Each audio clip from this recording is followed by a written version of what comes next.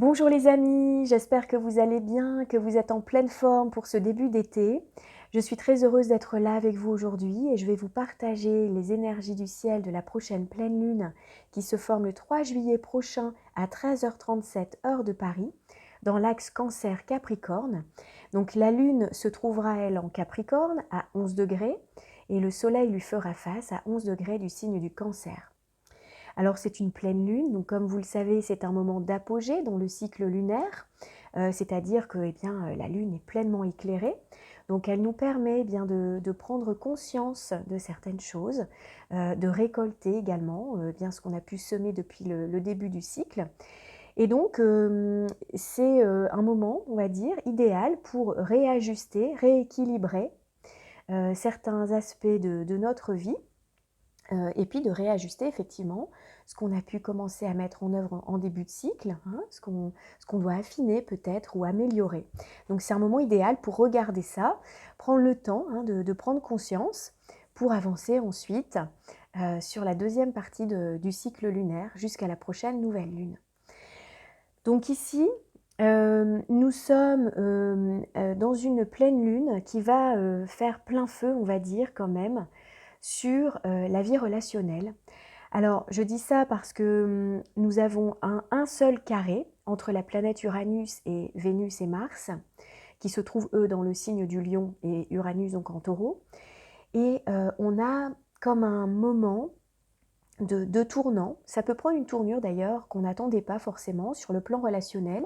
Ça peut être des nouvelles rencontres, mais également un besoin de se libérer, de s'affranchir, on va dire, de certaines situations, de schémas, de liens, pour venir se libérer, se détacher, vous voyez, s'affranchir.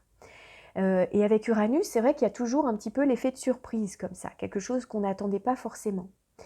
Alors, on a des événements astrologiques également qui vont se produire au moment donc, de cette pleine lune. Alors, le 10 juillet, Mars entrera dans le signe de la Vierge, que ça va certainement nous donner envie de faire du tri chez soi, sur son lieu de travail, pourquoi pas dans ses relations également. Le 11 juillet, c'est Mercure qui va entrer dans le signe du Lion. Et le 17 juillet, nous avons donc le nœud nord qui va entrer dans le signe du Bélier, donc le jour d'ailleurs de la prochaine nouvelle lune. Donc qui mettra certainement un éclairage sur cet événement, puisque les nœuds lunaires transitaient donc l'axe Taureau-Scorpion depuis janvier 2022. Donc vous voyez, pendant quasiment 18 mois, les nœuds lunaires transitent un signe. Donc là, c'est quand même un événement majeur, le fait que ces nœuds lunaires changent de signe. Donc on va l'aborder dans cette vidéo, mais je vais faire une vidéo particulière où je vais effectivement rentrer un peu plus dans le détail de ces nœuds lunaires.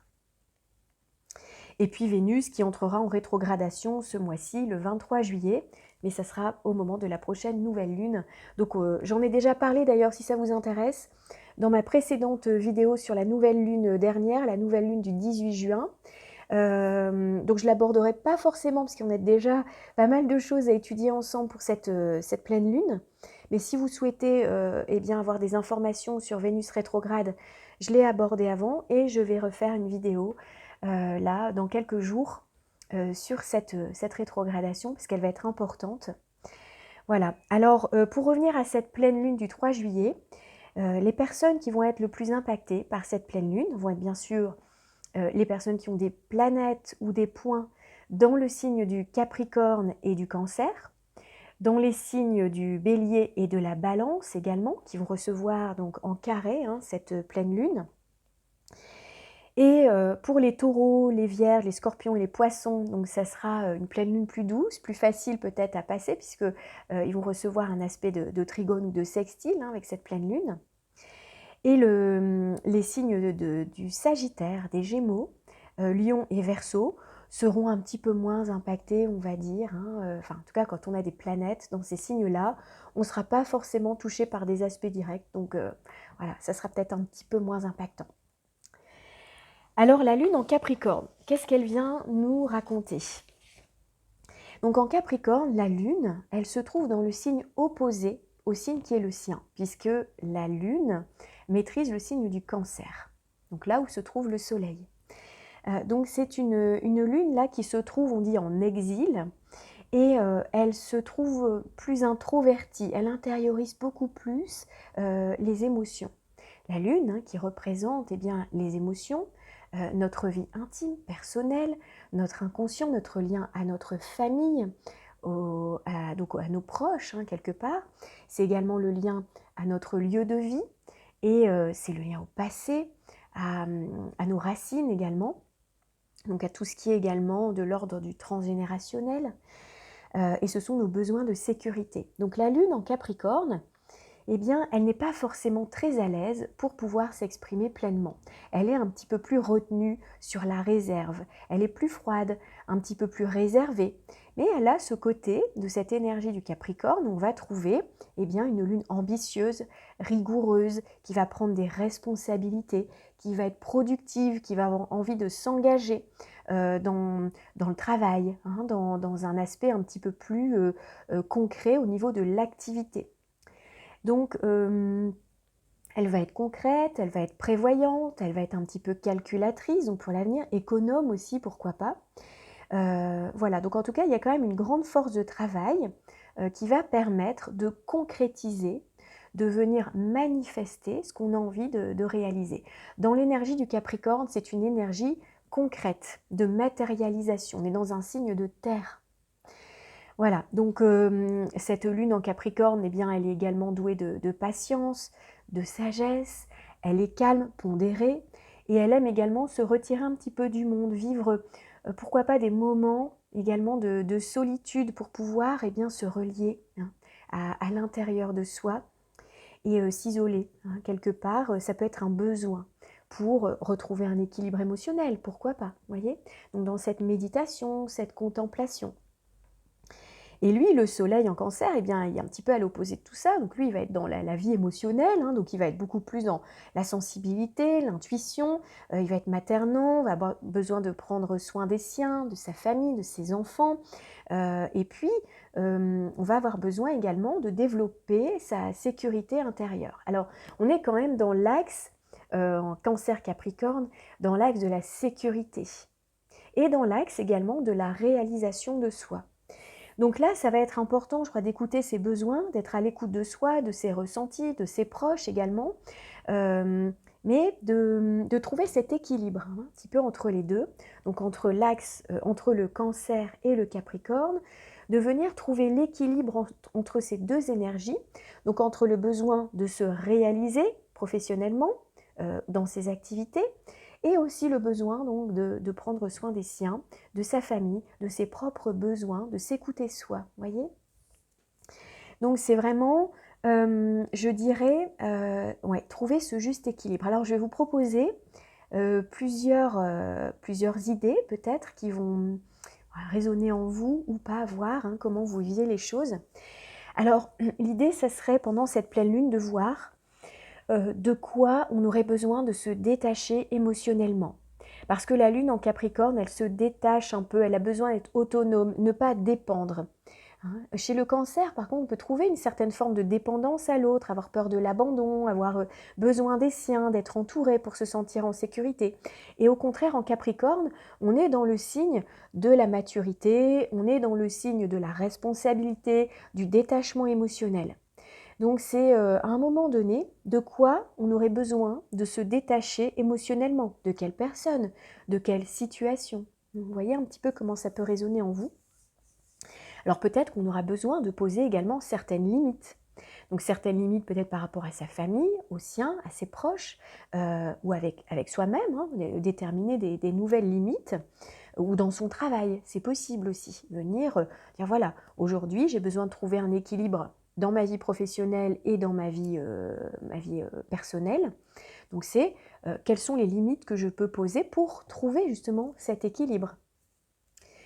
Alors ensuite, c'est également par rapport à la Lune représente nos nourritures.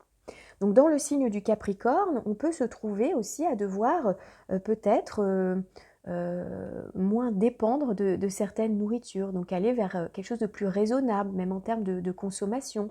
Alors je ne vais pas aller jusqu'à l'ascétisme, mais enfin, on a peut-être des nouvelles habitudes de vie, également apprendre de faire du tri, de dire tiens, là par rapport à la nourriture, eh bien, j'ai besoin voilà, de poser des limites également, hein, d'agir avec plus de sagesse, de conscience. Ça peut être par rapport également aux économies, à l'argent. Comment faire pour ne pas dépendre ou pour prévoir, hein, prévoir l'avenir aussi, faire des économies.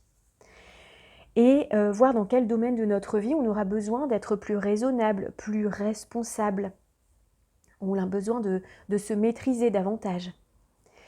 Alors ensuite, sur le plan, on va dire plutôt du travail, de l'ambition, parce que cette lune, en fait, en Capricorne, elle est aussi très ambitieuse, hein, c'est vraiment un signe qui a besoin de se réaliser professionnellement, le Capricorne.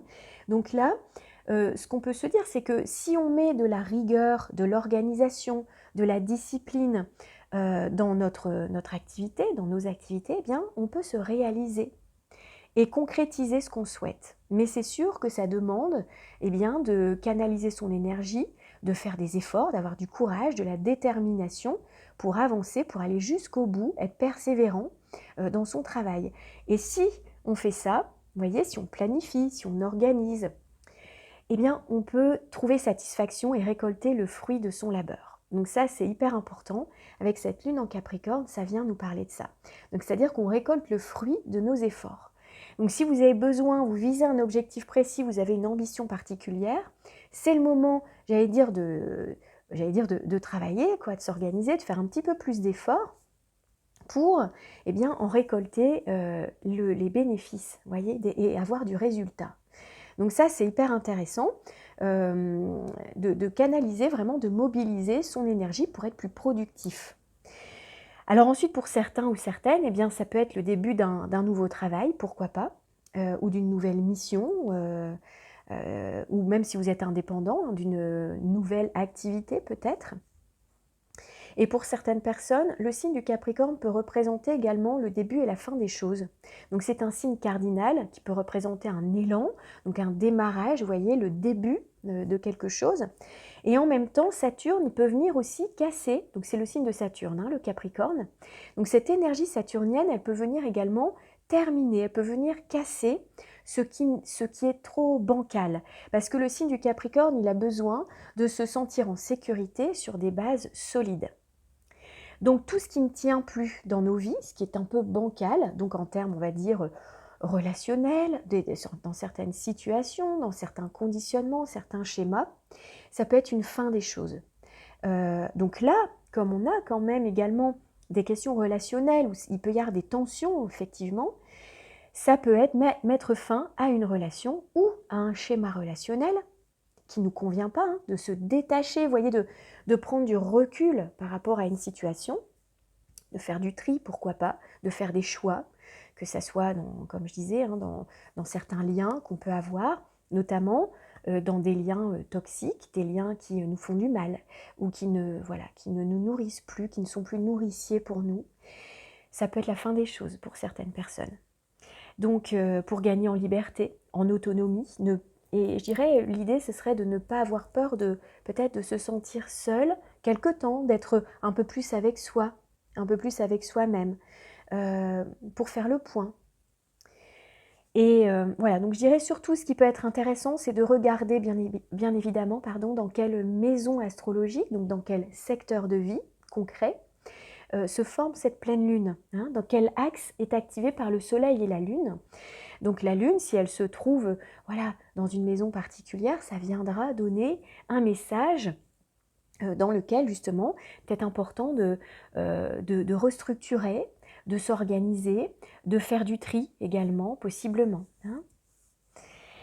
Voilà, donc alors les luminaires, donc la Lune et le Soleil, sont très bien reliés à plusieurs planètes. On a vraiment de très très beaux aspects qui sont formés par des trigones, donc c'est les traits bleus en fait sur la carte, hein. Vous pouvez voir tous les traits bleus.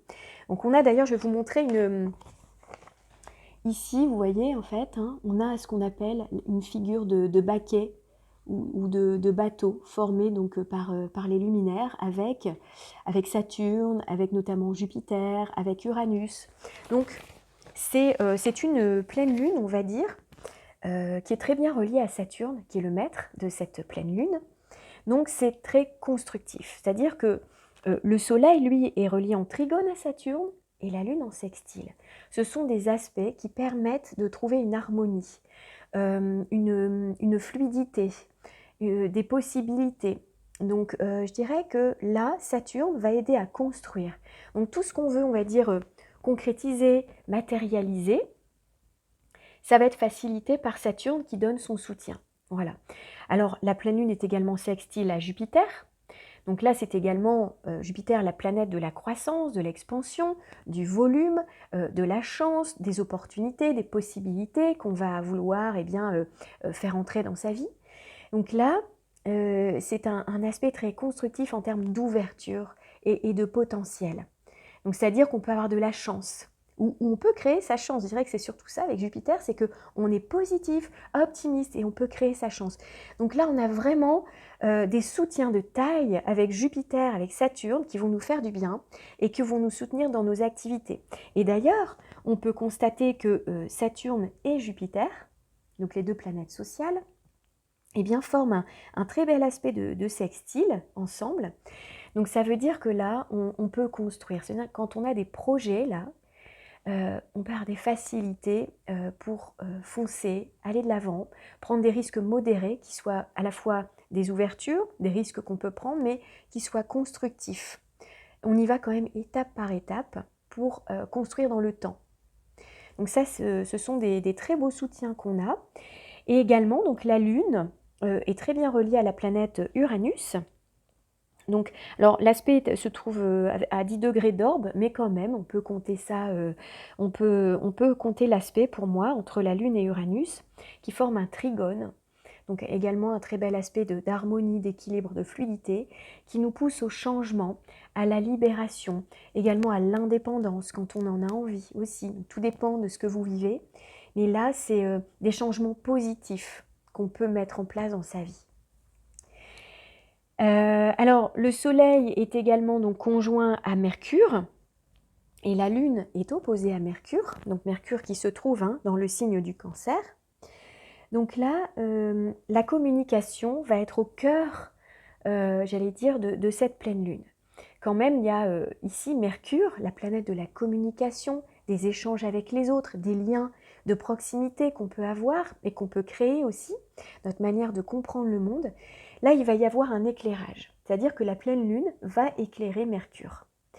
Et je rappelle que la nouvelle lune, donc il y a 15 jours, c'est-à-dire donc les énergies de la nouvelle lune portent sur toute la lunaison, s'est formée dans le signe des Gémeaux, chez Mercure. Donc là, on a quand même, vous voyez,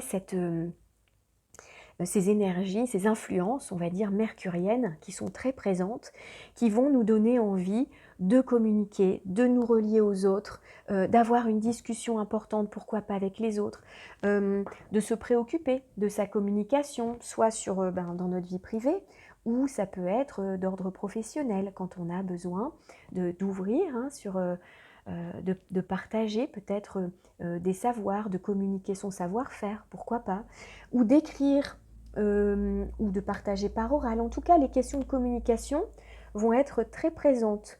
Donc à voir comment ça peut vous parler, j'allais dire, dans votre vie personnelle ou professionnelle. Voilà, on peut se relier à ces énergies-là. Moi, je sais, par exemple, j'ai besoin d'écrire là en ce moment, et ça va être un bon moment pour ça, pour créer des documents, voilà, ça c'est un moment idéal. Donc profitez-en. Si vous sentez que vous avez besoin d'écrire, de matérialiser, d'extraire de vous toutes ces données pour pouvoir les écrire, bien c'est important de profiter de ce moment-là. Alors c'est vrai que Mercure, lui, justement, il est en Cancer, donc il va avoir besoin d'exprimer également ses émotions, ses sentiments, c'est-à-dire qu'il n'est pas forcément dans la raison. Mercure, il est plus intuitif, il est réceptif, connecté à son cœur, à ses émotions.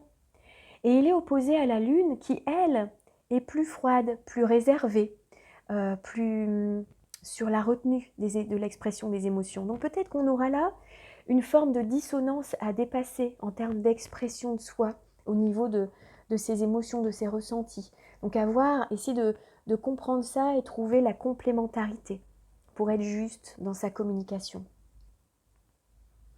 Alors les luminaires forment un carré à Chiron, l'astéroïde Chiron.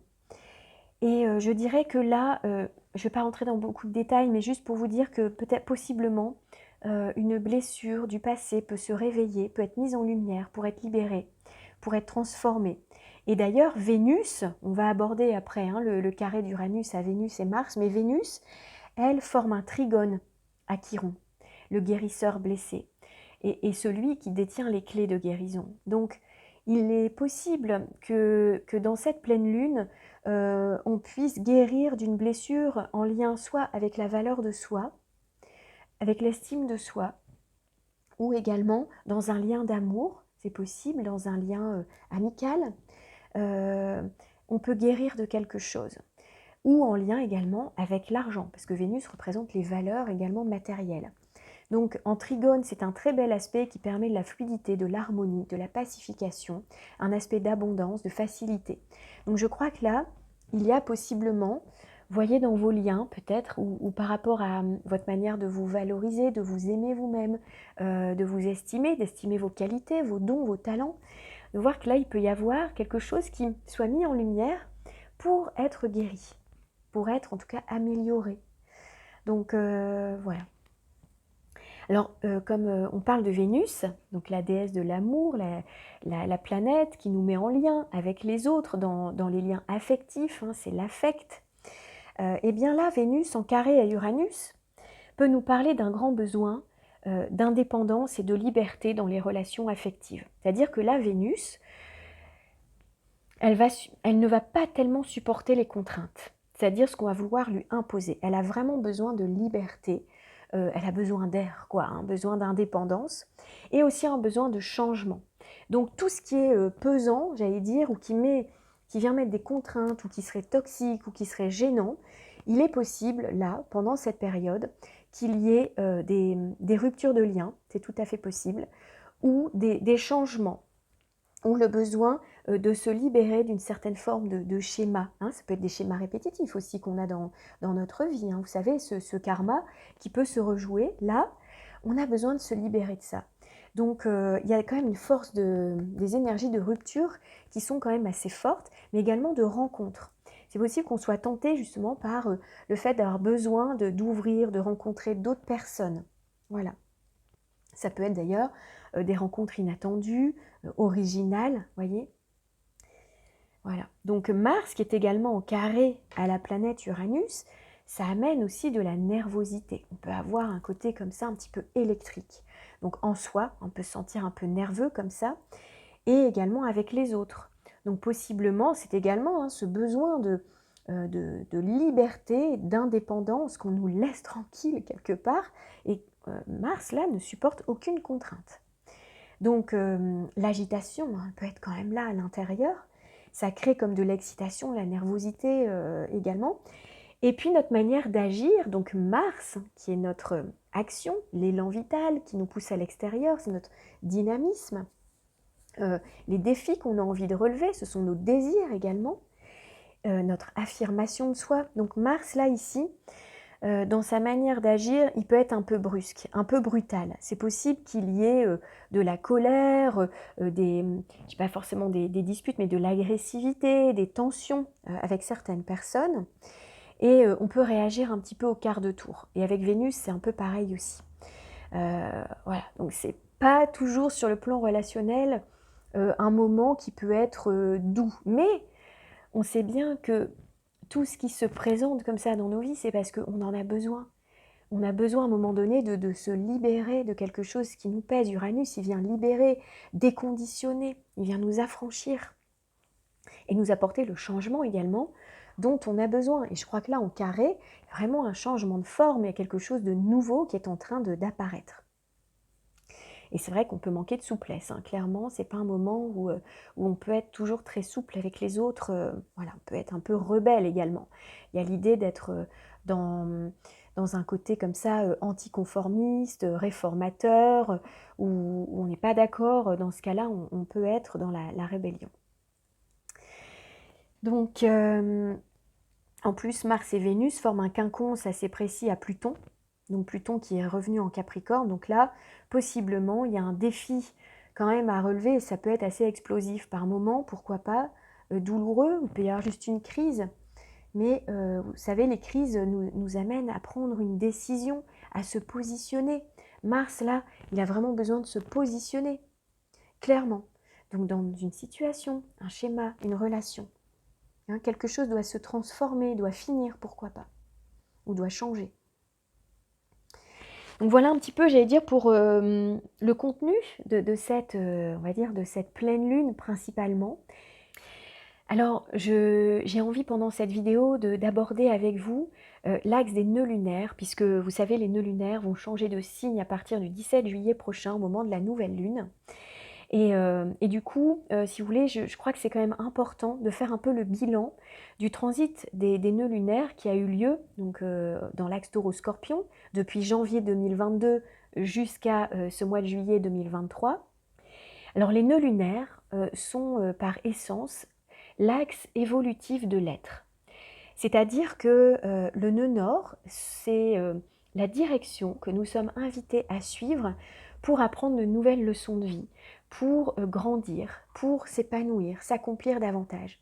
Et le nœud sud, quant à lui, c'est plutôt eh bien, la ressource qu'on peut avoir sur laquelle on peut s'appuyer pour aller vers le nœud nord.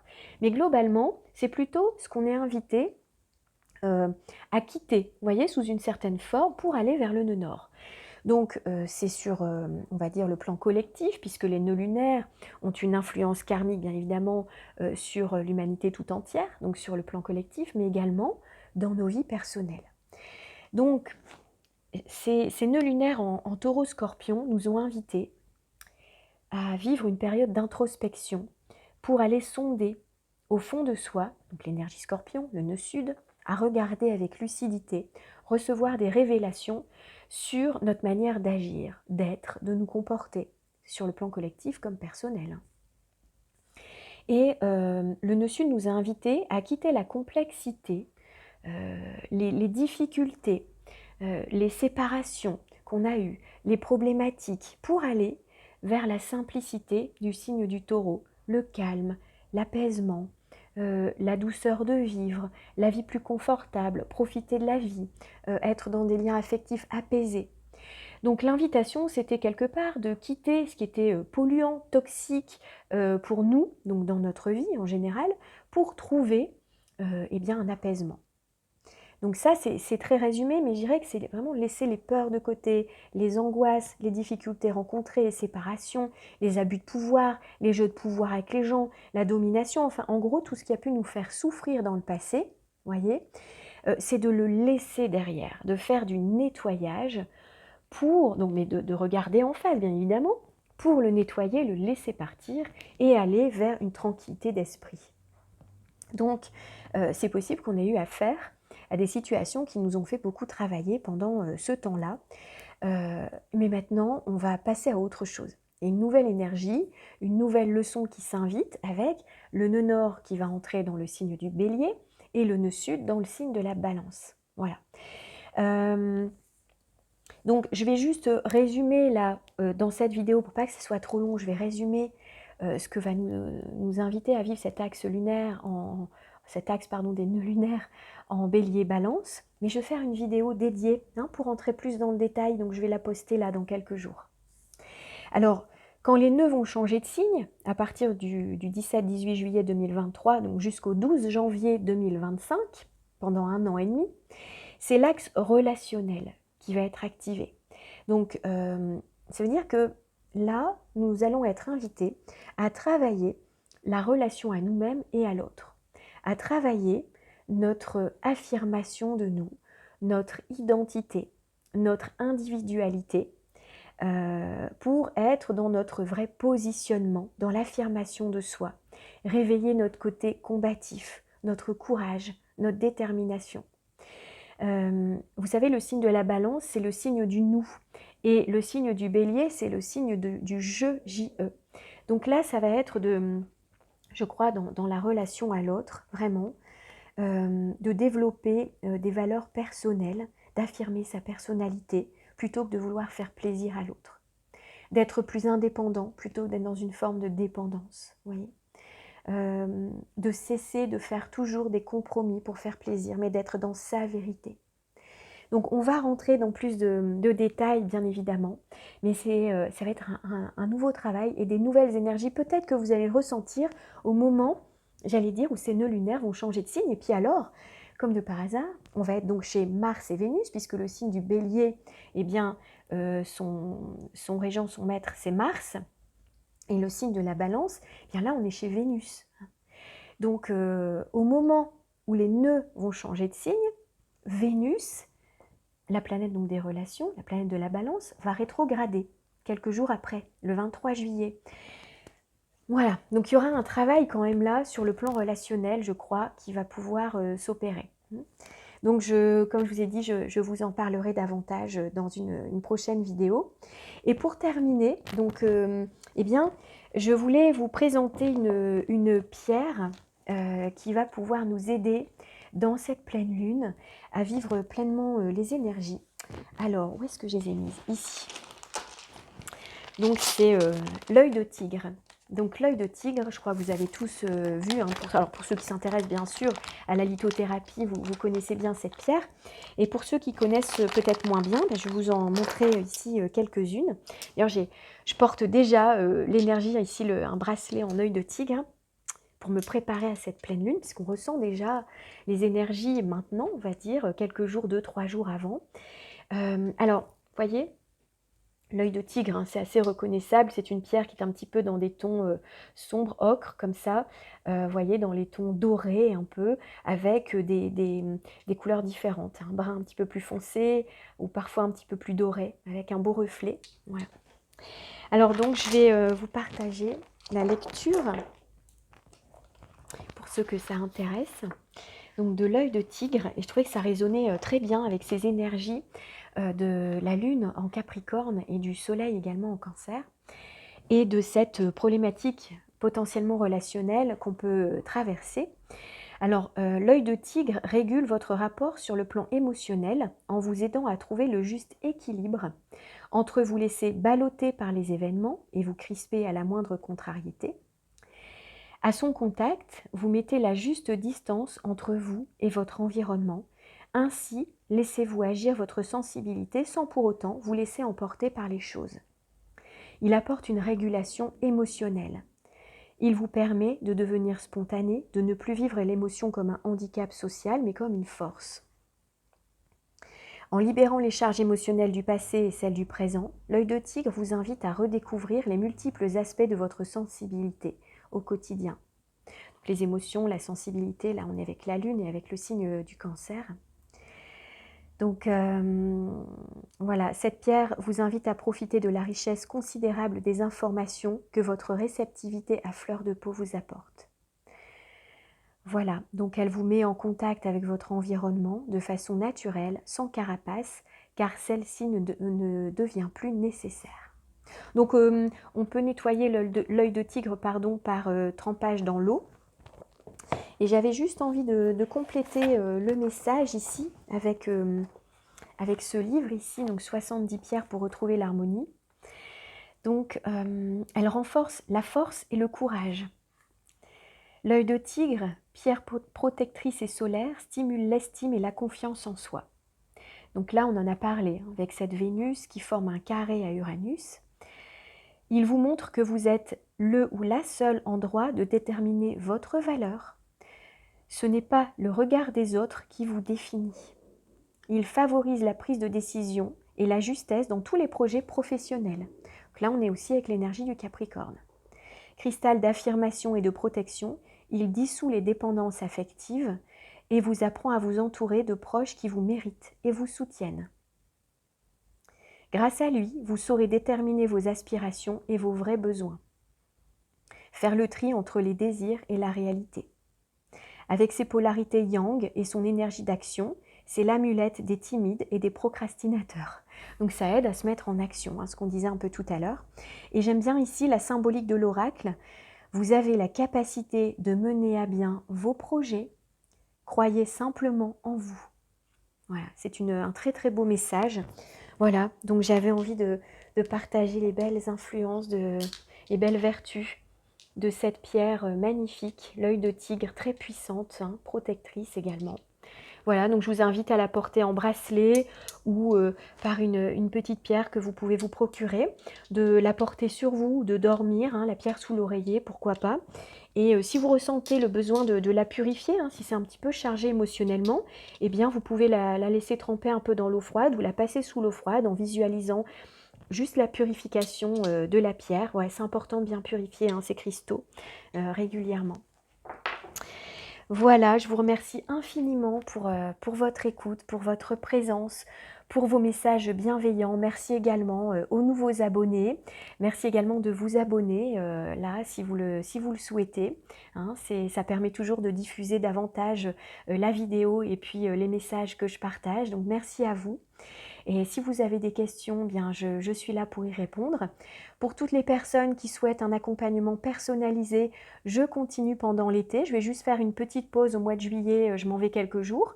Mais surtout, contactez-moi par email si vous avez des questions, si vous souhaitez réaliser votre thème natal ou un thème prévisionnel pour l'année, pour les mois à venir. Je réalise également les thèmes de couple, donc les synastries et les thèmes composites. Donc bienvenue aux personnes qui souhaitent un accompagnement. Je vous répondrai avec joie. Et en attendant de vous retrouver très prochainement pour la nouvelle lune prochaine, je vous envoie plein de lumière, plein d'amour et je vous embrasse et je vous dis à très bientôt. Bye, prenez soin de vous.